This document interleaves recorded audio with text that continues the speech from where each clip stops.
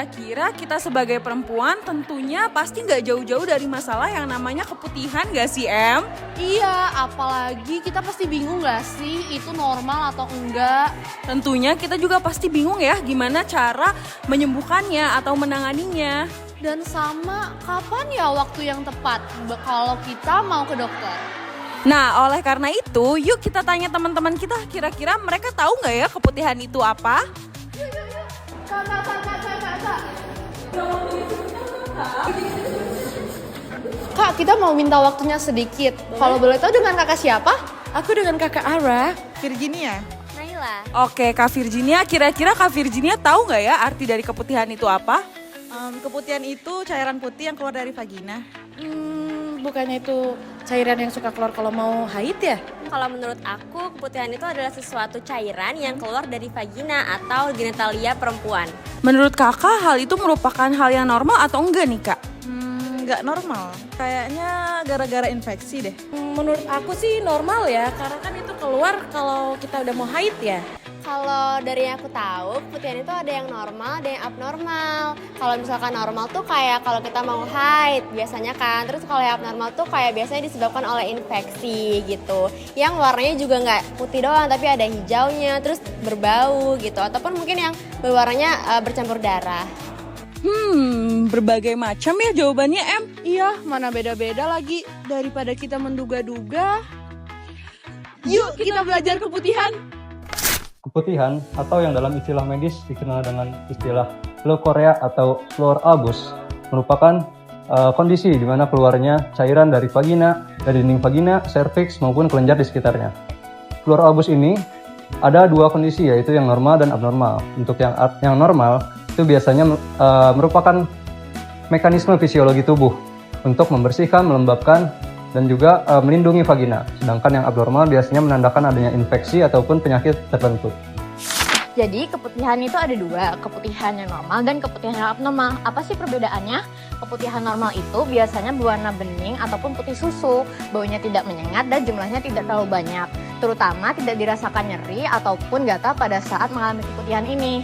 Jadi hal ini normal ya, dan biasa ditemukan pada wanita yang sedang subur atau akan mengalami haid dan juga pada ibu hamil. Jadi tidak perlu khawatir. Tapi kalau misalnya keputihannya berwarna coklat, hijau, abu-abu ataupun kuning dengan bau yang menyengat dan juga jumlah yang cukup banyak, apalagi dirasakan nyeri atau gatal pada saat buang air kecil ataupun berhubungan, maka kalian bisa pergi ke dokter untuk memastikan penyebab pastinya ya.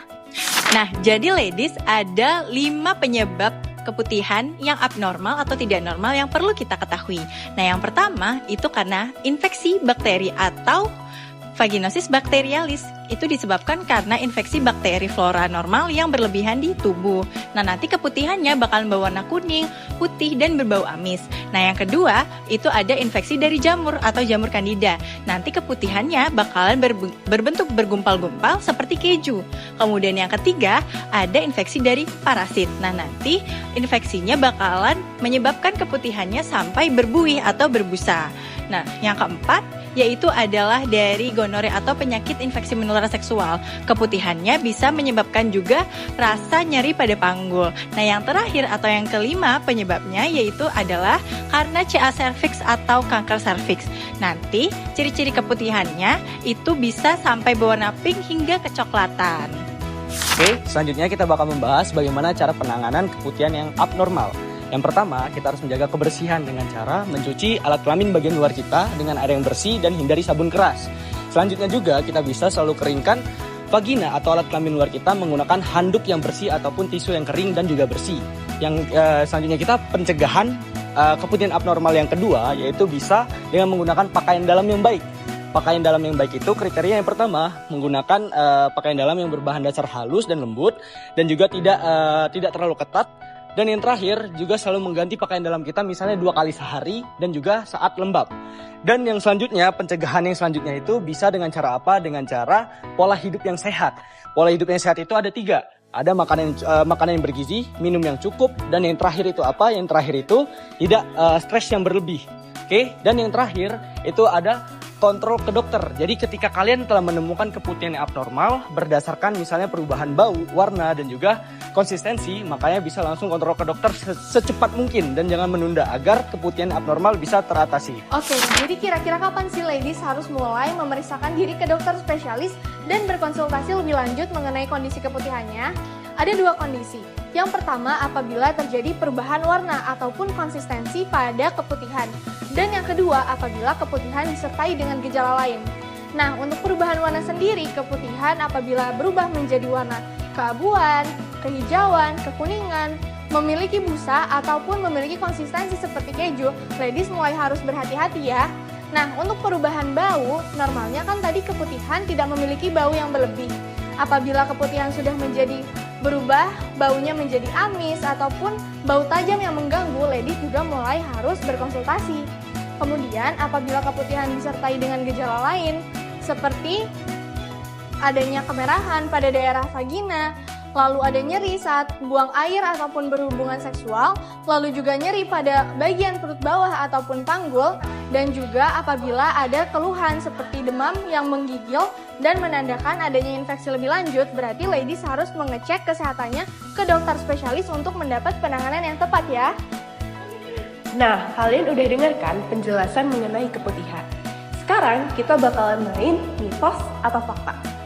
Nah, nanti setelah kita kasih pernyataan, kalian boleh stop videonya, lalu setelah kalian jawab, kalian boleh lanjut videonya. Semua keputihan itu berbahaya. Mitos atau fakta? Mitos.